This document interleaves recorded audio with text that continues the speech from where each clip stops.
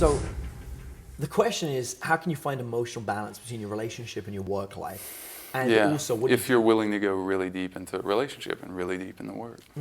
so what's actually going on is you're experiencing a personal life, work life bleed. It's where your personal life is impacting your work life and your work life is impacting your personal life. These two things bleeding together create this turmoil where you're talking to your partner during work time, you're dealing with work during personal time. I've cut that part out. A really, really great piece of advice I got last year was like, don't text me or call me during the week. If you do, that's fine. I'm just not going to answer till after 6 p.m. Sorry. Like that's a hard line. So if I do that. But you are mentioning that at some point you're having this emotional turmoil that's affecting your work. Like for example, say some argument that happens the night before, and then they're like wanting to keep you up and talk about it, and it's like it's definitely not going anywhere, and it's just you're losing sleep, and now you're not focused at work. So in those situations, that's still the emotional work-life bleed. It's not happening in the exact hours, but there's the bleed over from it, right? And so the way that you impact this is actually controlling the structure of all the time that you're allowing yourself with somebody. For example, if I have a set bedtime, no argument is allowed to impact that bedtime. Another rule that we have in our relationship is all arguments must be resolved before bed. Now, this is hard and fast rules that we agree to at the beginning of the relationship. Okay. Now, while it sounds crazy because you're like, you can't control emotion like that, it's like, no, you absolutely can. I tried to do that exact thing. But you didn't get the buy-in of your partner. Yeah. And that's part of it.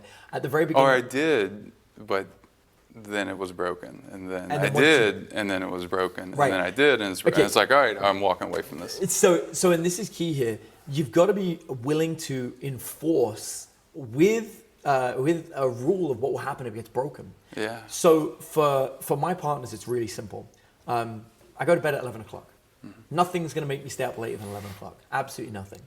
If we're in an argument and at 10:30 the argument's still happening, I take a break and I say, give me 5 minutes. I just need to go and calm down. I'm really stressed right now. I need to take a minute. And I walk away. I know I've got half an hour till bedtime, and I give myself 5-10 minutes away from them. I'll go to the restroom. I'll take a drink, I'll go outside, I come back, and I try and come back to the argument with the point of view of my partner, not my own. So now I walk into the situation and I say to them, hey, first of all, I want to say sorry. I was getting emotionally heated, and that's why I needed a minute. Second of all, I really want to try and understand your perspective. If you don't mind, I would like to try and word things from your perspective, and if I'm wrong, would you mind critiquing me and getting it exactly right? I don't mean telling me what I'm doing wrong. I just want to make sure I understand your perspective. So you're clear on communication at that point? Completely clear. Okay. And then I will outline everything I believe from their point of view, what they're trying to say. Okay. And I'll let them go, no, that's not it. This is what it is. I'm like, okay. And then I'll get it until I'm wording exactly what they say. This is very important. They now So you start at the beginning and you go through and they're like, no, line 7. So you go back through and you go all the way through. And most of the time in an argument, the other person just wants to know they've been heard and understood. So I will now make sure they are heard and understood. Once I go through that point, I'm like, is that everything? And they'll be like, yeah. And then I'll stop and I'll say, I'm sorry. I can see everything I've done wrong. And then I'll list everything, again, the way they said. And I was like, and I can see why that really upset you. And I just want to say, I never want to upset you. It is never my intention to hurt you. And while I've obviously got reasons and counterpoints for all of this, none of that matters. I love you. And I'm willing to work with you to resolve this if you're interested. And if you're interested, I'm more than willing to share with you my side of the story. But we don't have to do that tonight. It's getting late. We've got about 20 minutes until bedtime, and I need to pass out because I got a long ass day tomorrow. If you're cool with it, I'd like to think on everything that you've said, dwell on ways that I can fix this in the future, and maybe we can pick this up tomorrow over dinner, after work. And you'll be able to go to sleep. So setting a future date to deal with the rest of it. And letting them hear that you've heard everything. And what you'll find is if you do this more and more often, you'll get better at communicating, and so will they. They'll try and pick it up as well. I think the key part there that I'm learning is you're talking about rephrasing the entire thing. So like I've done that little piece where like, oh wait, so this is what you're saying? And they're like, no, that part. I'm like, okay, so we're clear on that. And they're not 100% sure maybe that I'm clear on everything. But now you're removing all like you're giving them certainty. You're like, I get it. Yeah, you can tell that I get it because I just told you all of it. And you're not doing it from a point of view of arguing with them. You're doing it from a point of view, I'm going to join you in this argument. Because the only way you're going to get to go to bed is if they hear that you've heard everything they've said. We don't have to agree with it. And in fact, I specifically state, I'm aware that obviously I've got counterpoints to all of this. And I'd like to continue, but I do not want to fight with the person that I love when it's this late at night.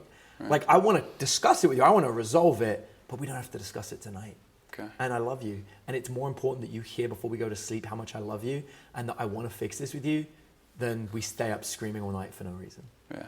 Or reach some sort of compromise. Right. At least a discussion to discuss it in the future, right? An agreement to have this discussion tomorrow over dinner in a public place where we'll both be calmer after we've thought about it. And that moment of calm makes all the difference. See, when we get angry, our blood rises and we actually have blood rushing through our ears. It actually makes it harder to hear, legitimately harder to hear from a physical perspective, let alone the emotion and the conflict and the fight or flight response that you've got going on, right?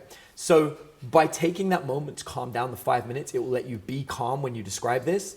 And then the 20 minutes of saying how much you love each other lets you go into bed and lets you absolutely pass out.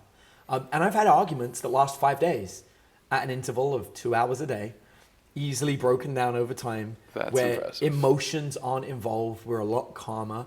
And there are still problems, but those problems get resolved slowly, piece by piece, and move you to a better place. And I find that anyone isn't willing to do that with me is someone I don't want to date. And if they don't want to have this calm, relaxed way of dealing with it, I don't want to be in that relationship. And it helps you select people better. That's really profound, the layers, because sometimes it takes a while to peel the full onion. The one what if on that is, what if it's you that had a problem with them and they don't really have a problem with If you? I'm the one with the problem with them, then the first thing I do before I even bring it to them, and this depends on how long the relationship and how it is, but I'll often question whether I want to date them. If there's something going on that's that bad that it's a problem, maybe I don't want to be in this relationship. I don't get in relationships to change people. Right. I get in relationships to date the exact person for exactly who they are, flaws included.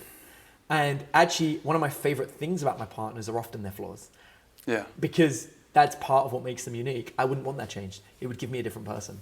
And so it's pretty fascinating that I'll really enjoy something that they think is wrong or that other people think are wrong. And I'm like, no, I'm cool with that. I love it. Like, one of my friends will be like it's so a good example is like one of my girlfriends, she works with us in the office and she's really harsh to people. And like, you know, all my team are like, oh yeah, that's a thing. She's so mean to the point that I'll sit there in the background and be like, don't worry about what she's saying. It's okay. And she'll be right next to me being like, listen, blah, blah, blah. I'm like, it's okay. Maybe be nicer right this moment. She goes, don't tell me what to do. I'm like, okay. Right? But like, you know, but what's fascinating about this is I actually love that about her. I love that she's got that streak because she doesn't put up with anyone's bullshit. That means she wouldn't put up with mine either, but I know she doesn't talk to me like that, which lets me know that the way I'm performing in our relationship is not just okay, it's exemplary. I am crushing it. And I love knowing that. I love knowing that her benchmark for failure is so low. Tight. Yeah, like you gotta be through the eye of a needle. And she like every day she's like, you're amazing. And I'm like, hell yeah, I know what that standard's like, right? I love that. And it's funny, I've dated multiple people that are just like this. Yeah. And all my friends are like, why do you date people like that? It's feedback. Yeah, and I'm like, I love it. And it's fascinating. They're always beautiful. They're always hard workers. Because they hold themselves that same standard. I was like, I want that. I want to date close to perfect. And the way I know it is because their tolerance of other human beings is so tight.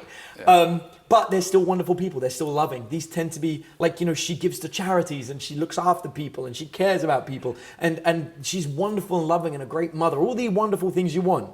But her tolerance for stupidity is very small. And I like that. I like that about her. So, and yes, it's absolutely a flaw. And it's one I wouldn't change. I like who she is. So I think if you're dealing with someone and you're like, wow, I really don't like that thing about you, you've got to change it, you probably need to change the person. Yeah. So. Love it. Cool. Thank you.